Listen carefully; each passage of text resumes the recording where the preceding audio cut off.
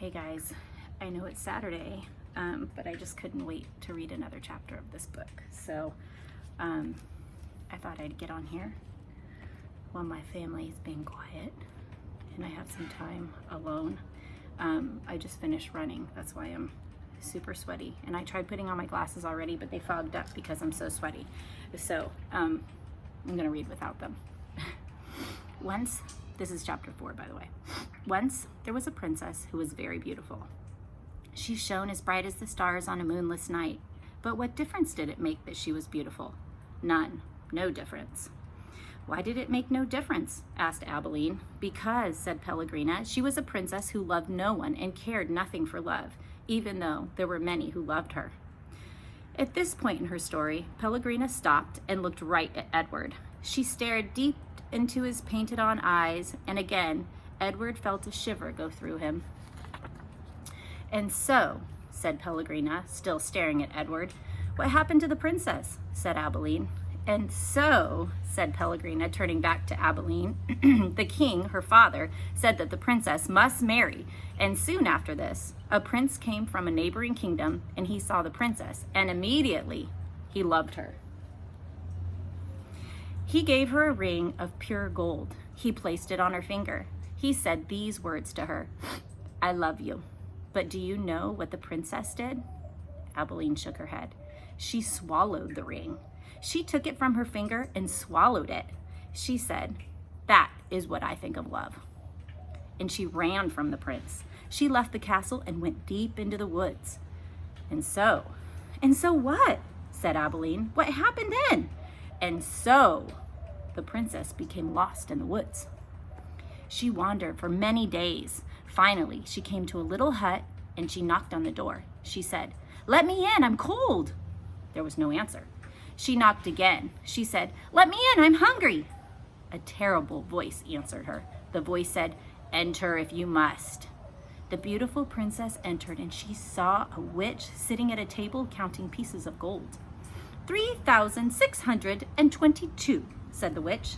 I'm lost, said the beautiful princess. What of it? Said the witch. 3,623. I'm hungry, said the princess. Not my concern, said the witch. 3,624. But I am a beautiful princess, said the princess. 3,625, replied the witch. My father, said the princess, is a powerful king. You must help me or there will be consequences.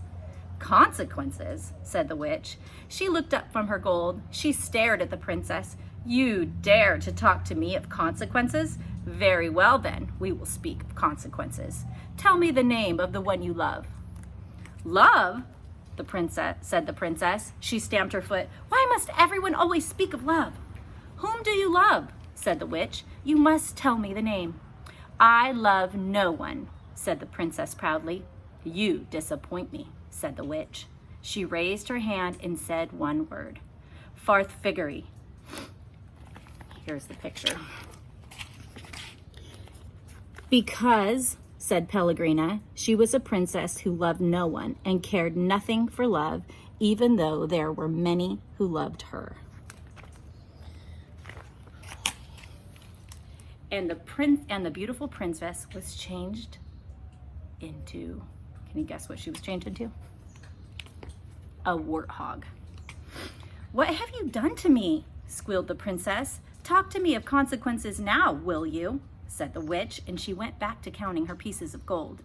3,626, said the witch, as the warthog princess ran from the hut and out again into the forest. The king's men were in the forest too. And what were they looking for? A beautiful princess. And so, when they came upon an ugly warthog, they shot it immediately. Pow! No, said Abilene. Yes, said Pellegrina. The men took the warthog back to the castle, and the cook slit open its belly, and inside it, she found a ring of pure gold. There were many hungry people in the castle that night, and all of them were waiting to be fed. So the cook put the ring on her finger and finished butchering the warthog. And the ring that the beautiful princess had swallowed shone on the cook's hand as she did her work. The end. The end? Said Abilene indignantly. Yes, said Pellegrina, the end. But it can't be. Why can't it be? Because it came too quickly, because no one is living happily ever after, that's why. Ah, and so, Pellegrina nodded. She was quiet for a moment. But answer me this. How can a story end happily if there is no love? But, well, it is late, and you must go to sleep. Pellegrina took Edward from Abilene. She put him in his bed and pulled the sheet up to his whiskers.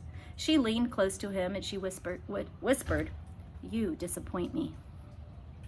After the old lady left, Edward lay in his small bed and stared up at the ceiling. The story, he thought, had been pointless, but then most stories were. He thought of the princess and how she'd become a warthog. How gruesome, how grotesque, what a terrible fate. "Edward," said Abilene, "I love you. I don't care how old I get, I will always love you." Yes, yes, thought Edward. He continued to stare up at the ceiling. He was agitated for some reason that he could not name. He wished that Pellegrina had put him on his side so that he might look at the stars. And then he remembered Pellegrina's description of the beautiful princess. She shone as bright as the stars on a moonless night. For some reason, Edward found comfort in these words, and he repeated them to himself.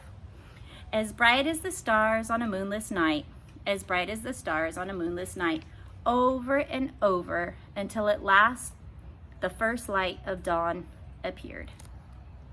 That was the end of chapter 4.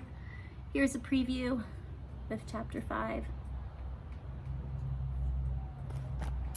Well, I hope you enjoyed this chapter on a Saturday morning. Sorry that I was dripping with sweat the entire time. It's really, really, really important that you know that when you love books, you can read anytime. It doesn't have to be for school. That's the best thing about a book. You don't have to turn it on. You don't have to charge it. You can read it anywhere at any time. Even after you just get done running and you're all sweaty, still pick up a book.